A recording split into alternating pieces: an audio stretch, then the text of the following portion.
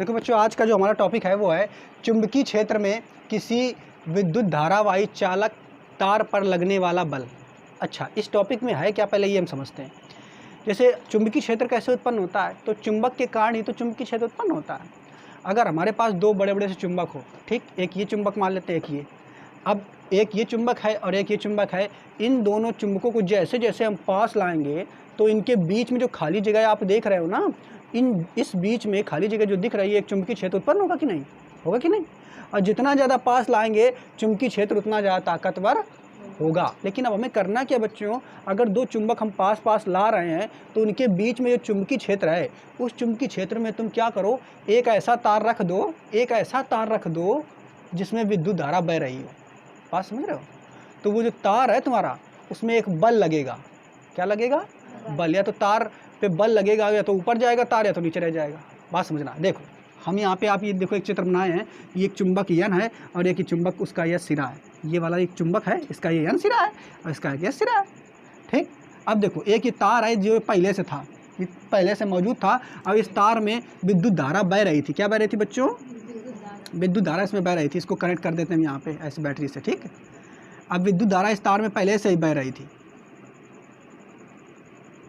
बात समझ पा रहे हो कि नहीं? अच्छा, तो जब विद्युत धारा इस तार में कैसे बह रही होगी, तो ऐसे बह रही होगी ना, बताओ, ऐसे बह रही होगी कि नहीं, बताओ, बह रही है कि नहीं। ये तार पहले से ही था। अब इस तार में हमने किया क्या, इस तार के दोनों सिरों, इस तार के दोनों सिरों के किनारे हमने क्या रख दिया, चुंबक। और जैसे ही चुंबक रख दिया, तो जब पहले चुंबक नहीं था तो तार बिल्कुल सीधा था, और जैसे ही हमने इसके बीच में चुंबक रखा तो ये तार तुम्हारा क्या हो गया, अपनी जगह से हट गया अपने आप। मतलब इसका मतलब इसमें बल लगा। तो पहले आप ये देखो, ये पहले बताओ कि अगर कोई चुंबक है तो उसके बीच में चुंबकीय क्षेत्र होगा, ये तो जानते हो। अच्छा, अब उसके बीच में चुंबकीय क्षेत्र है तो तुम ये बताओ, अगर उसके बीच में हम कोई तार ला दें, अगर तार ला दें तो उसमें बल लगेगा। काहे लगेगा बल?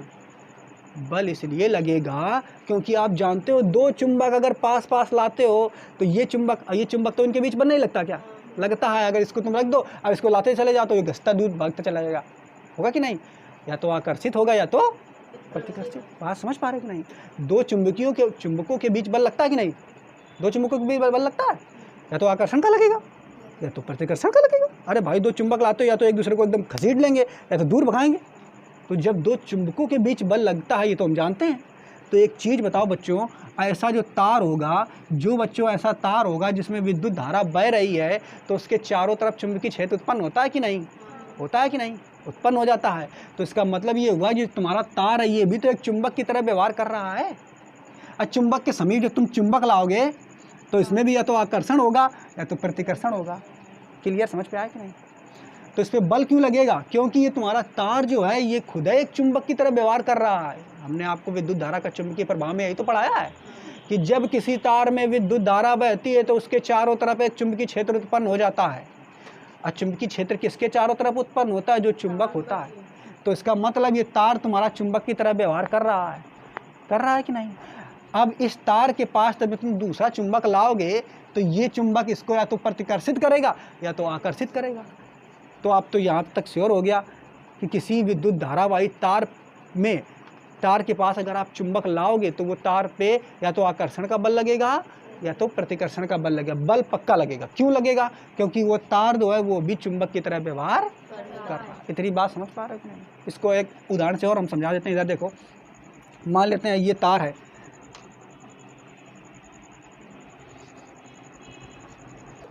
तो अब हमें ये समझ में आ गया होगा बच्चों कि अगर किसी तार में विद्युत धारा बह रही है और उस तार के पास तुम अगर चुंबक ले जाओगे तो वो तार जो है उस पर बल पक्का लगेगा। वो तार बिल्कुल सीधा नहीं रहेगा, या तो इधर तिरछा हो जाएगा या तो उधर तिरछा हो जाएगा। बात समझ पा रहा कि नहीं? क्लियर। क्योंकि उसमें बल लगेगा। बल क्यों लगेगा? क्योंकि तार खुद एक चुंबक की तरह व्यवहार करता है।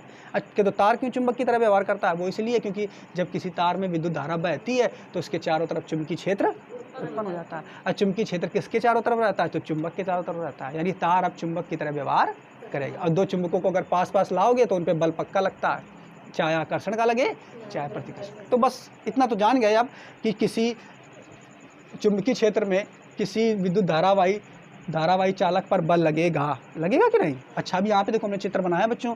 यहाँ पे देखो कि क्या ये एक चुंबक है पहला, ये दूसरा चुंबक है, ये पहला चुंबक है और ये दूसरा चुंबक है। अब इसके बीच में हमने एक तार रख दिया, क्या रख दिया है, तार, और उसमें विद्युत धारा बह रही है, क्या बह रही है, धारा। और देखो जो चुंबक है इसका ये N सिरा है, ये वाला N सिरा है, ये वाला S सिरा है, तो मतलब चुंबकीय बल रेखाएं ऐसे जा रही होंगी। चुंबकीय क्षेत्र की दिशा क्या होगी, इधर को होगी कि नहीं, चुंबकीय क्षेत्र की दिशा। अच्छा, अब इसमें देखना है बच्चों, तो देखो बच्चों ये तो हमें मालूम है कि चुंबकीय क्षेत्र में है ना, अगर हम कोई तार रख देते हैं जिसमें धारा बह रही है तो उस पर एक बल लगता है ना।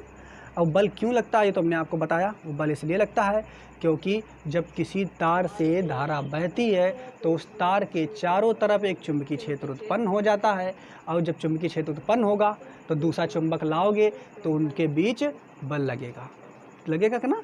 अब हमें यही देखना है कि बल जो लगता है वो वास्तव में किस दिशा में लगेगा, तो इसको बताने के लिए फ्लेमिंग ने अपना बाएं हाथ का नियम का प्रयोग किया।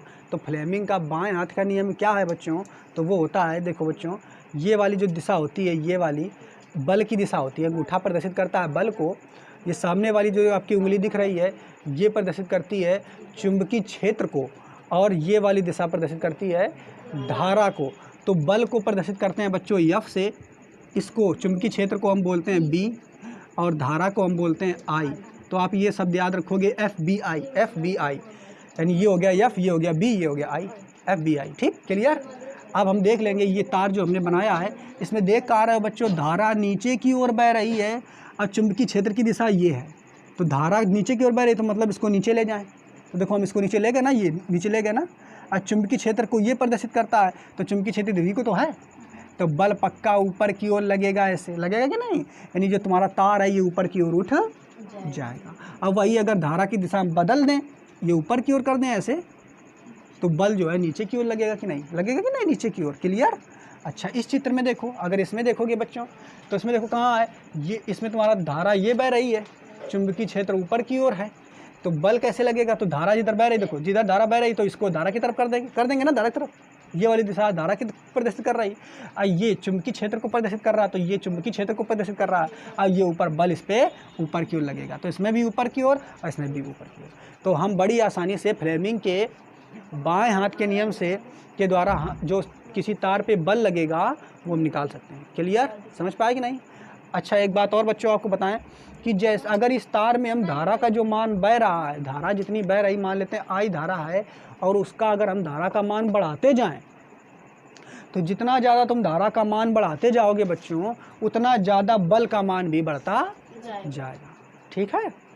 अगर चुंबकीय क्षेत्र का मान तुम बढ़ाते चले जाओ, तो जितना ज़्यादा चुंबकीय क्षेत्र का तुम मान बढ़ाओगे, इस पे जो लगने वाला बल है वो भी उतना ज़्यादा बढ़ेगा।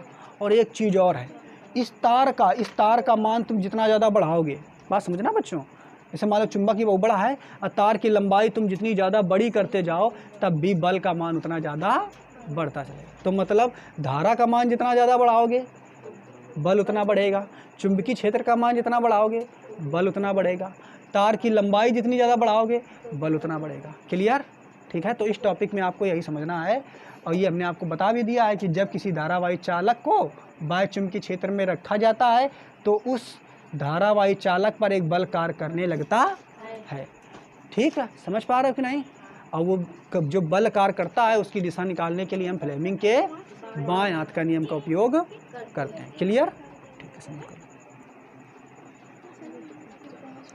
तो देख लो जल्दी से बच्चों, और हमने आपको बताया है क्या कि तार पर लगने वाला जो बल है विद्युत धारा I तथा चुंबकीय क्षेत्र और तार की लंबाई L पर निर्भर करता है। मतलब तो जो तार पे बल लगेगा वो जितना ज़्यादा विद्युत धारा का मान होगा उतना ज़्यादा बल लगेगा, ठीक है, और जितना ज़्यादा चुंबकीय क्षेत्र होगा उतना ज़्यादा बल लगेगा, जितना ज़्यादा तार की लंबाई होगी उतना ज़्यादा बल लगेगा। तीनों को एक साथ मिलाएंगे तो F प्रोपोर्शनल IBL हो जाएगा, यानी जो बल होगा बल धारा पे भी निर्भर करेगा, चुंबकीय क्षेत्र पे भी निर्भर करेगा, तार की लंबाई पर भी निर्भर करेगा। अब हम ये फ्लेमिंग के बाएं हाथ का नियम भी पूछ लिया था पेपर में लिखने के लिए, तो फ्लेमिंग के बाएं हाथ के नियम में तुरंत आप बताओगे कि यदि अपने बाएं हाथ की उंगलियां जो तीनों उंगलियां हैं इस प्रकार फैलाएं कि वो परस्पर लंबवत हों, तो जो तुम्हारा अंगूठा होगा वो बल को प्रदर्शित करेगा, तर्जनी जो होगी चुंबकीय क्षेत्र को, और तर्जनी के पास वाली जो उंगली होगी वो किसको प्रदर्शित करेगी, विद्युत धारा को। तो ये जो नियम है यही नियम फ्लेमिंग के बाएं हाथ का नियम है, और इस नियम का प्रयोग हम कहाँ पे करते हैं, किसी चुंबक के बीच में अगर कोई तार रख दें तो उस पर बल कहाँ लगेगा,